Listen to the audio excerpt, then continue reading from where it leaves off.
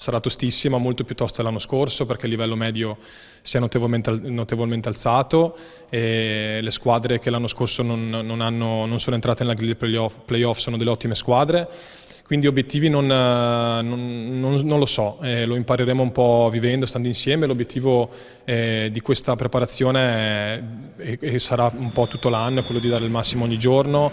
Una Superlega sempre più competitiva, in cui giocano i migliori pallavolisti del mondo. Questo è il torneo per il quale si prepara Chioene Padova. Al primo allenamento della stagione va in scena il nuovo gruppo. Manca Luigi Randazzo, impegnato con la nazionale nella preparazione degli europei, ma c'è il cubano Fernando Hernández Ramos, una delle nuove entrate, insieme al giapponese Ishikawa, di una squadra che per il resto mantiene l'impianto dello scorso anno e la tradizione di un forte legame con il territorio. 9 gli atleti veneti su 14, grande attenzione al vivaio giovanile.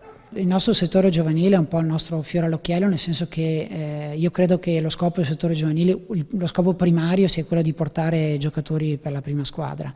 Noi bene o male ogni anno riusciamo a portare un paio, 1 o 2 giocatori in prima squadra.